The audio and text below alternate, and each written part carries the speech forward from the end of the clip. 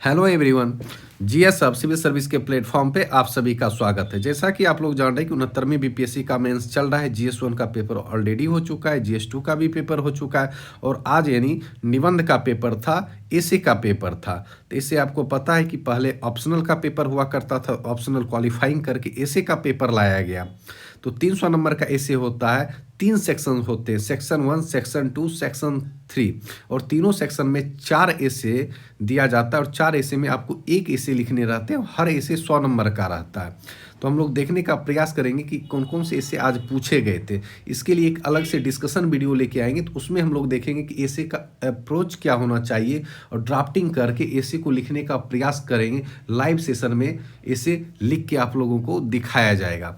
आज सिर्फ एसे हम लोग देखते हैं कि क्या एसे पूछे गए थे बीपीएससी के द्वारा। तो सबसे पहले देखिए 700 से 800 शब्द, यहाँ पे वर्ड फिक्स कर दिया। तो 800 अधिकतम आप 800 पे लिख सकते हैं, यानी 700, 750, 745 इस तरीके से भी लिख सकते हैं। अधिकतम आप 800 वर्ड लिख सकते हैं। तो पहला सेक्शन में पूछा गया था विज्ञान और टेक्नोलॉजी से। साइंस एंड टेक्नोलॉजी ब्रह्मांड के रहस्यों को जानने में सहायक है। तो ये देख, पिछले बार का जब ऐसे देखिएगा ना, सारे ऐसे फिलोसफिकल बेस थे। इस बार का जो ऐसे सब्जेक्ट से लिंक करके आया है, तो थोड़ा बहुत चेंजिंग ला रहा है बीपीएससी। इस बार साइंस एंड टेक्नोलॉजी से पूछा है, ब्रह्मांड के रहस्यों को जानने में सहायक है। दूसरा जो ऐसे पूछा गया है, कृषि व्यवस्था में सुधार कर देश के ग्रामीण अर्थतंत्र को सशक्त बना सकते हैं। काले धन की अर्थव्यवस्था अपराध और भ्रष्टाचार का प्रमुख कारण है। ये सब जब आप इकोनॉमी का सेक्शन पढ़िएगा तो काले धन का टॉपिक वहाँ भी है। तो ये सब जब सब्जेक्ट की तैयारी आपको अच्छे से रहेगी, चाहे साइंस एंड टेक हो, ज्योग्राफी हो, इकोनॉमिक्स हो, तो आप ऐसे बेहतर तरीके से लिख सकते हैं। चौथा ऐसे पूछा गया था, आधुनिक संचार क्रांति ने मानव के संचार के साधनों और टेक्नोलॉजी के प्रति जागरूकता में क्रांतिकारी रूप से वृद्धि की है। यह था सेक्शन 1 की बात और कोई एक ऐसे पिक करना था और एक ऐसे 100 नंबर का होता है। अब सेक्शन 2 में आते हैं। यहाँ भी आपको 700 से 800 लिखने हैं, ठीक, और हर एक ऐसे 100 नंबर का कोई भी एक ऐसे आप पिक कर सकते हैं।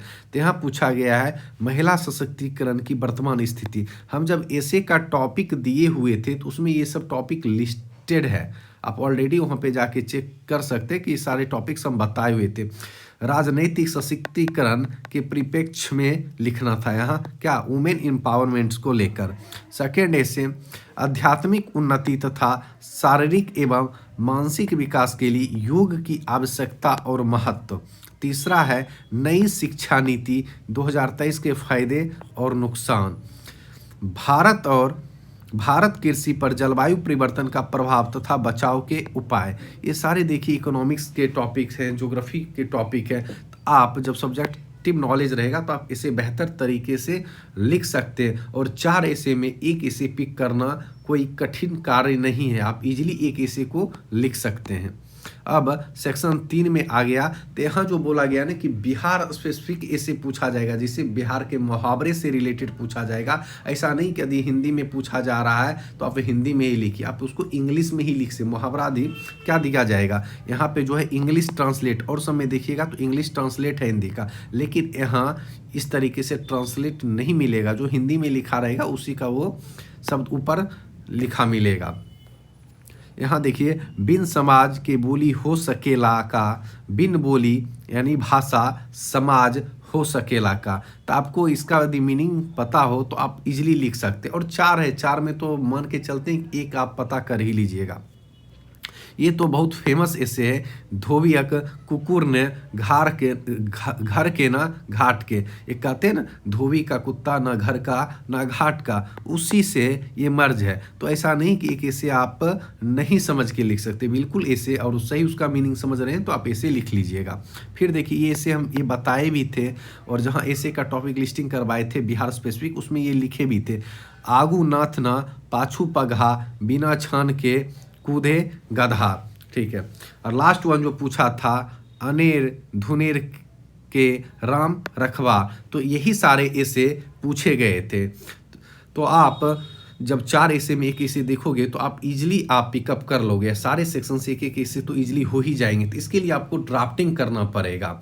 अब लास्ट जो पेपर बच गया है वह 20 तारीख का क्वालिफाइंग पेपर है। 20 तारीख का क्वालिफाइंग जो भी आपने चुना होगा वह क्वालिफाइंग पेपर है, आप उसको इजीली आप कर लोगे। और MCQ है, वहाँ पे सब्जेक्टिव बेस नहीं रहेगा, ऑब्जेक्टिव बेस रहेगा और 100 में 30 नंबर्स आपको लाने रहेंगे। अब पहले वो जो था 300 नंबर का आपका ऑप्शनल हुआ करता था, तो ऑप्शनल अब क्या कर दिया गया, क्वालिफाइंग कर दिया गया, उसके जगह ऐसे को लाया गया जो कि इससे 300 नंबर है और अंतिम मेरिट लिस्ट में इसका नंबर जोड़ा जाएगा। तो ऐसे भी काफ़ी इम्पॉर्टेंट है। तो ठीक है, अगले वीडियो नेक्स्ट वीडियो में मिलते हैं और जो भी GS1 GS2 ऐसे हुए इसके डिस्कशन वीडियो के साथ मिलेंगे। तब तक के लिए धन्यवाद।